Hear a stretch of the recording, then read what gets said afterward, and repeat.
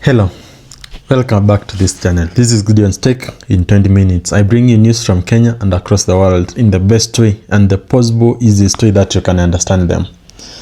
Kama uelewi hizi news zangu manzi, sijui utaelewa gani. So, let us go into whatever is happening in Kenya. First, over the weekend, there has been the meeting between the broad-based government, that is ODM and UDA leaders, which composed of around 312 MPs. Also, it had 48 senators and 24 governors and around 23 assistant governors, that is the deputy governors. You might ask, where do these 48 senators come from? And yet we have 47 elected senators. I would say Kenya has around 67 senators, whereby we have 47 elected, which are elected per county. Then there are appointed senators who are just nominated from different places, from the youth, from the people with disabilities and such.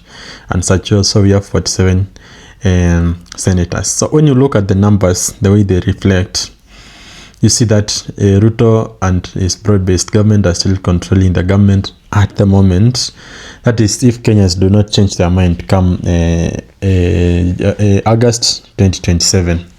So, I would like to ask you, Kenyans, are you going to change your mind between the leaders that we have now and the leaders that we want to choose? If yes, you have an opportunity to overturn this government and you have an opportunity to select and put in a new government. But if you're not going to change, Ruto definitely is going to come back. Now imagine, just take a moment and imagine this. If we were just to re-elect the governors, senators and MPs who are already in the position right now, and we give, like, let us say that reflects on what the country is saying. Let us assume that the country now is 24 counties are supporting the government, and around 312 constituencies also supporting the government. What do you think will make Ruto a one-term president, as Gachagua insists? So, fellow Kenyans, it all starts with you. If you do not change the current crop of leadership or leaders, I don't see any way out of this, because these are the same leaders that we have been calling out. They do not listen to us.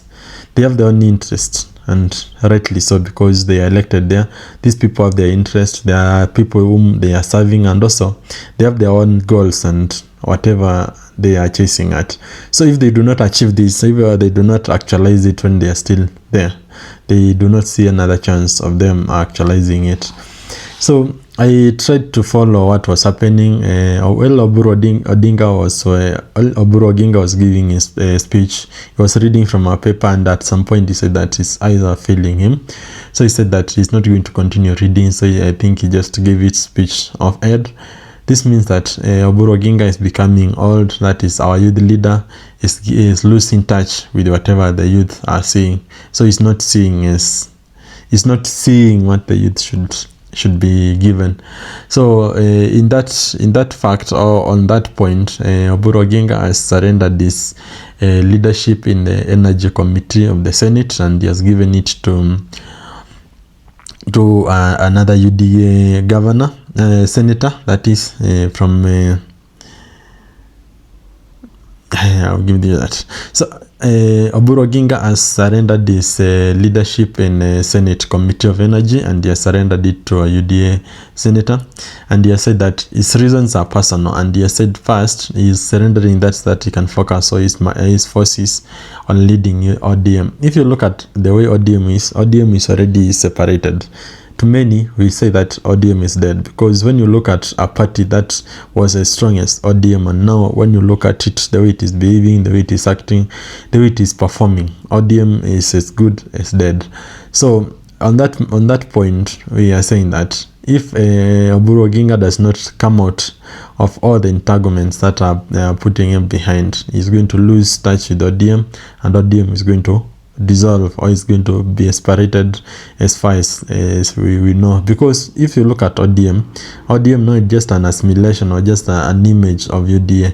Whatever UDA says is whatever our ODM is saying. Because I even overheard them saying that they are going to give Nini Ruto to lead Kenya as a president of Kenya under the umbrella of ODM. Like ukiangalia venye wanapeleka vitu, they do not look so good.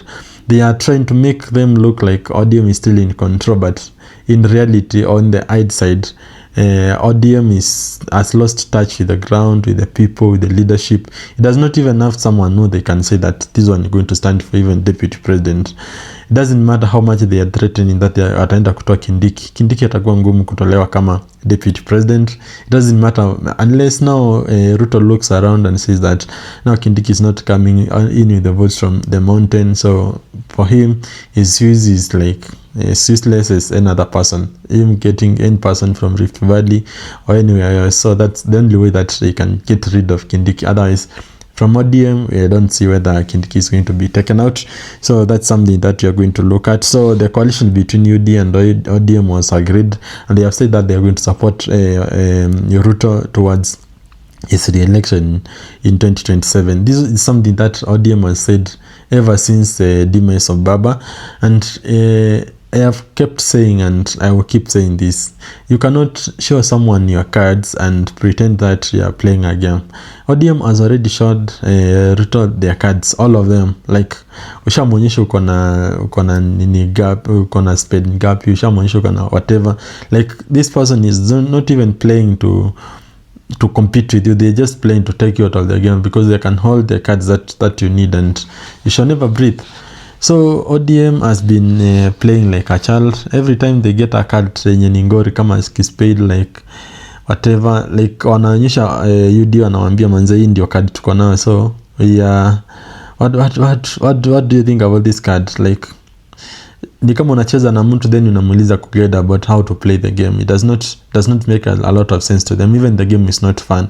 So even to UD, I think sasa wanaboeka wanashinda manze sasa hiyo ODM wameingia box haraka aje. So I don't know whether they are enjoying the competition between ODM and UDA. They are just there, like living their life. So let us see how that goes. In other news, IBC has announced some positions, that is for those who want to take the tenders. They are saying that they are looking for people who can provide ballot papers, who can provide games kit.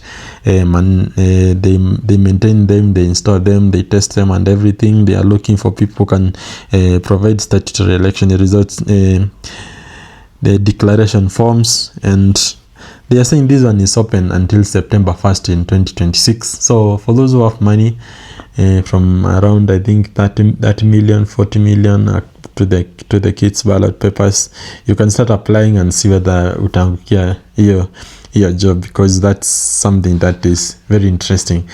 I don't know, I thought that these kits come from abroad, like easy election papers, some ballot papers, they come from abroad. I really thought so.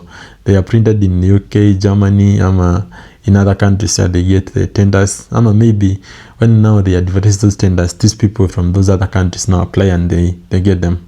That's a question that you guys can engage me in, and let us deliberate on that. In other news, they say that El Nino is coming. Those who know El Nino is the rains that come, they continue until everywhere is flooded. The last time we experienced El Nino, it's not even last year, it was a long time ago, whereby you could just, every time you go to the rivers are full, everywhere, like it is raining every now and then, and even the crops are not even being given a chance to breathe. They are growing. I remember that time we grew even mbosho. They grew, they matured, tukakula zikiwa green, then kakauka, and then they even started regerminating while the rains are there. Mahindi yenye natakingi huko kwetu, they take around 2.5 to 3 months. They took very long, na mahindi ilikuwa strong mahindi. So El Nino is coming, and one of the cities that have been highlighted to be in danger involves Nairobi, Kisumu na Mombasa. So you know obviously Nairobi is one of the cities that are affected a lot by by floods, and if El Nino is coming and is going to affect anywhere, Nairobi will be first, because first, we do not have drainage systems. Again, the buildings that we have in Nairobi, all of them pour water into the streets, and that water accumulates and it floods everything. You saw last time the little rains that we had in the previous rain, that even cars are flooded, cars are being carried, roads were submerged, and so many things happen. So if El Nino is coming and Bwana Sakaja does not prepare enough, I think we are going to be in trouble. On Bwana Sakaja, I have seen that Nairobi County is also in trouble. Is not paying its workers in time, because they are saying that the budget is not being approved in time, that they have promised that they are going to be clearing the salaries, and because the budget, they are hoping that the budget is going to be approved, so they are still waiting for that to see whether it is going to happen.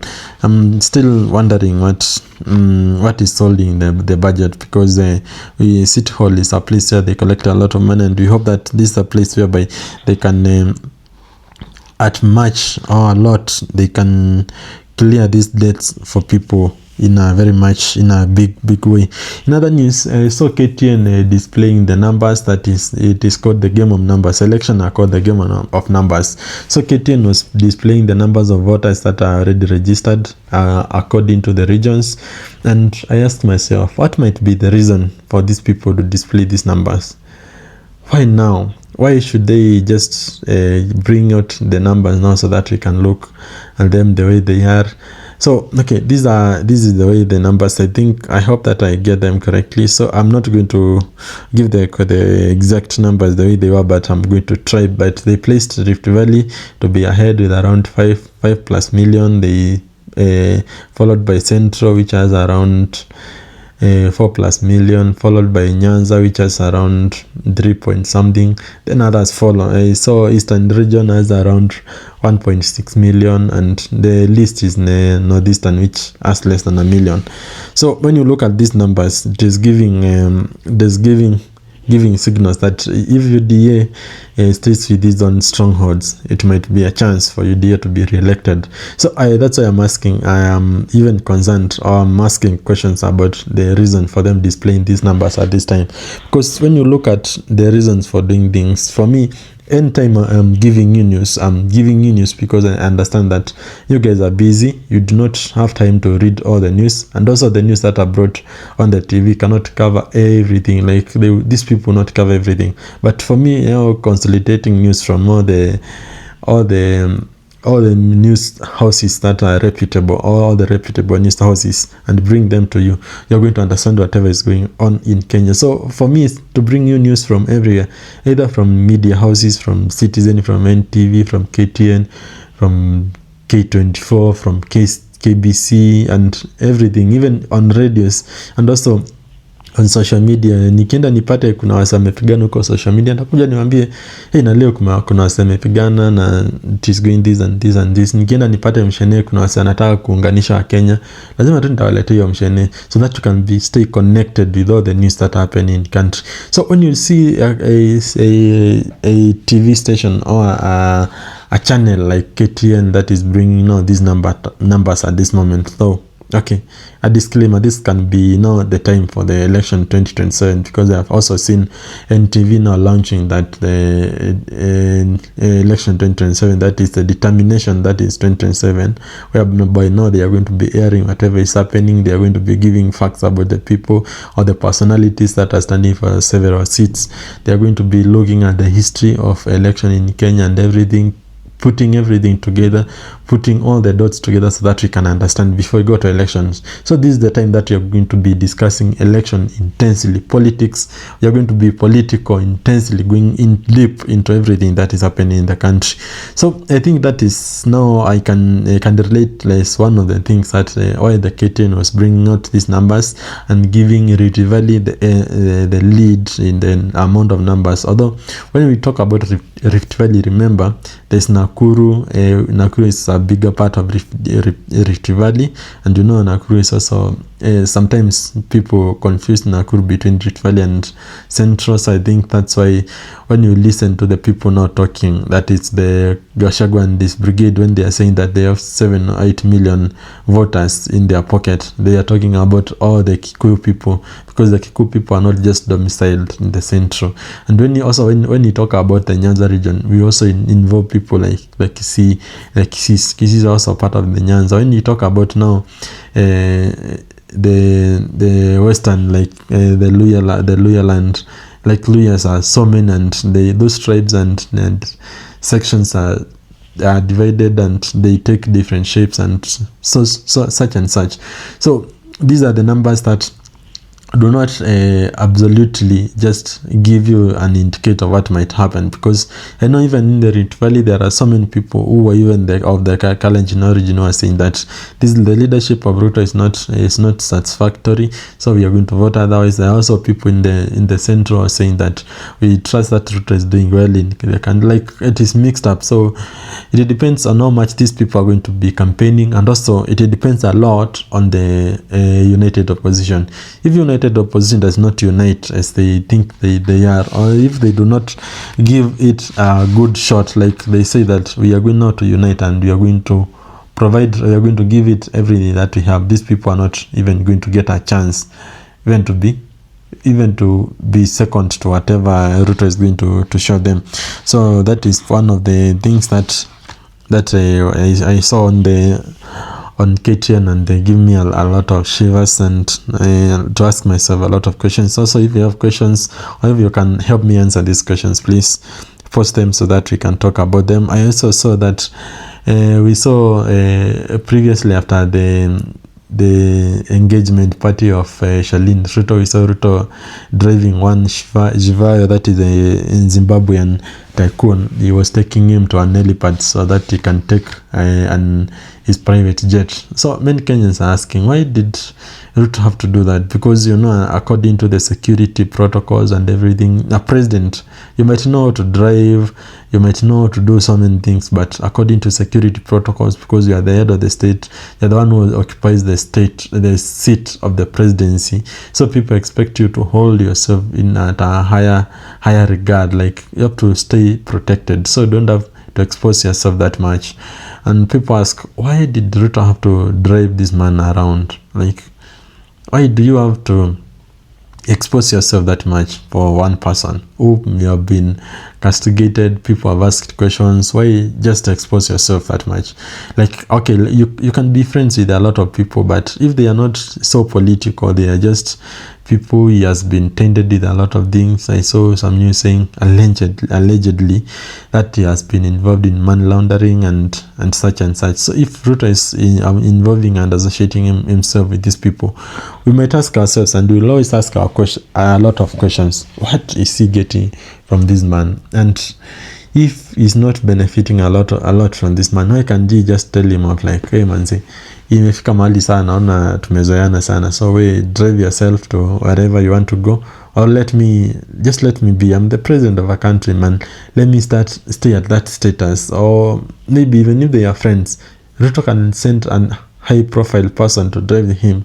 And when you look at the discomfort in his face, those who saw the clip, if you can see the discomfort in the face of Ruto driving that man, it looks like person who has been held hostage. Like, that man is telling him, you have to drive me, or I'm going to say some things about you that Kenyans will not like something that looks like an hostage. I don't know whether you have seen these movies which depict people like the drug lords, the Sinaloa cartels. When they get one of the leaders, our political leaders, who has been supporting them or have been engaging them in different ways, or has been eating money from them, then this leader now wants to change their mind. These people just put him in a place or in a position whereby they cannot change. So people are asking, is Ruto safe?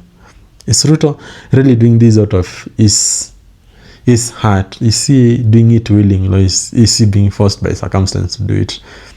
Time will tell. We are going to see that and see whether he did it willingly, or something he was forcing his hand to do the same. Now I'm going to to the pressers. You saw yesterday that 2 pressers were held. Gachagua held his presser at 12 midday. He said that people are trying to hack his speech so that they can see whatever he's getting. But he said that he wrote the speech himself and it was proofread by his wife, Dorcas. After that, we saw Ruto's docs or Ruto's spokesperson people also having a presser so that they can reply to Gachagua. So before I give this Gachagua, I want to give a scenario here, or just I want you to read on me. Kitendawili. Nataka niwapea kitendawili nione we discuss, because I always like to engage people, like tuongee kama wananchi. I have looked at how election happen in this country, and I have asked myself, is this how girls feel? Like every time you are being courted by different people, you do not know how much you are going to find into this person's house, or you're going to find when you get into this relationship. So you go into the relationship, you go and find now whatever you're looking for is not the same. And most of the time, these ladies are not given a chance to change their mind, because they are like, okay, what will the side say, what will people say? This is the same thing that I've been seeing in the politics. When you are going to elect people, these people come and quote us, ask us a lot of questions, give us a lot of hopes. But when we get with them in this relationship, we give them this position. These people change very fast, and they are likely to throw us out. And they are like, okay, we got whatever we wanted, so you people are not needed. And they change and they do their things their own way. So we are like, should we get out of this relationship, or should we say, what are people going to say? That's why you find people who voted for a certain government, they do not want to castigate it, because people will say that you voted for it, so deal with it. And something that is difficult for Kenyans, and I think the same, it is something that is very difficult for ladies when they get into relationships that are not satisfactory. On that note, I'm going to be asking a question. Should children be given a chance to decide which parent they are going to go with? Let us say, for instance, if they want to stay with their father or to go with their mother. That's something that I would like to know. I know there might be those provisions, but now the children should have a knowledge of what they want, or they must be mature enough for them to be given that choice. Otherwise, they are given to their mothers, that because the mother is determined or is considered to be more nurturing than the father, so they are left with the mother. That is, if mother does not have things that might prevent her from being given the children. This is the same thing when leaders, like let us say when Gachagua and Ruto got into presidency, they were like now the mother and the father. But now when they separated, everyone now wanted to carry their children. So Gachagua went with his children, and Ruto maybe remained with his children, who said that we do not want to go with our mother. And these are the people now are fighting Gachagua and Gachagua as presser. When you listen to Gachagua's presser, the whole everything that he has said is something that you can just ask ChatGPT. You tell ChatGPT, now tell me about everything that is wrong or anything that is happening in Kenya through abduction, deaths, and everything. And ChatGPT will just produce all those numbers. So the thing that is now giving Gachagua mileage is that everything wrong happening in Kenya is tying it to Bwana President Ruto. Let us say, for instance, the death of Dr. Mutiso. It is very easy for Gachagua to say that Ruto was involved and everything. When Ruto cancelled the Mau Summit Road, Gachagua can castigate it. When SHA is not working and maybe the CS is always failing, Gachagua is easier to say it is Ruto. When education is not working, the education funding model is not working, Gachagua can say it's Ruto. So it is easier for Gachagua to say everything that is not working in Kenya, it is associated with Ruto. So I looked at whatever he was saying, it's saying that Ruto betrayed his bottom-up economic agenda, transformation agenda. He said that the Goons have taken over, and here he attacked the CS, that is Kipchumba Murkomen, and the PS of Interior. Sometimes I ask myself, what is the grudge between Gachagua and Murkomen? Did Murkomen do anything wrong to Gachagua? For those who have some intel, please let us discuss and see what is happening. He talked about abductions that has happened since 2022. He talked about massive corruption and theft. Yeah, he mentioned that Kenya borrows more than 3.5 billion. That is something that I've talked about in the news.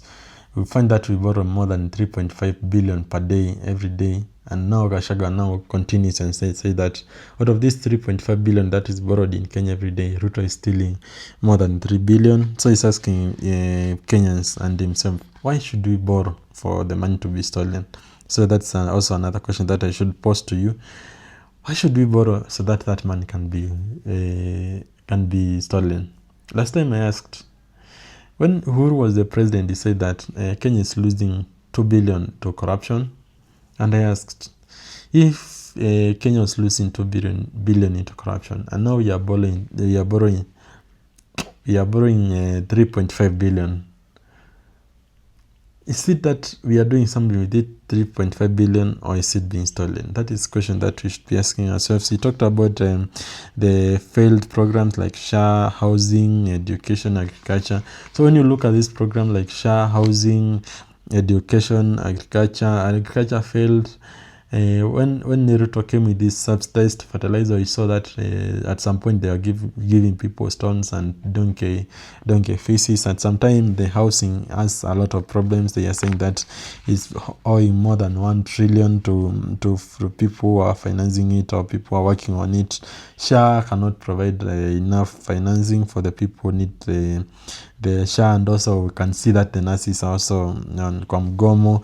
Education system or education funding model has failed, prompting Ruto to come with a different funding model, which is already in the parliament. And it's also on discussion. People asking, will it really work? Also, Gachagua mentioned about the erosion of multi-party democracy, whereby UDA is swallowing a lot of parties. But Ruto said that these are coalitions are being made every day.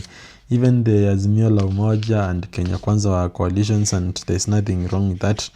Also, he said that the failed parliament, the parliament is not providing the oversight for the president and the executive. So Gachagua is asking, is the parliament really working, or are we dealing with goons and people do not want to see the country prosper? So the Ruto's people now came up, and Ichung'wa was leading the brigade. He talked about how during 2022, after the elections, Gachagua led a group of people in Mount Kenya to go and steal Uhuru's ships. We saw that saga where they entered into his shamba, they cut down the trees, they went with the ships, there was a lot of damage. So Ichung'wa said that Gachagua was leading that brigade. Ichung'wa was there. He has been saying that and asking Gachagua to come and convince, but Gachagua has never said anything.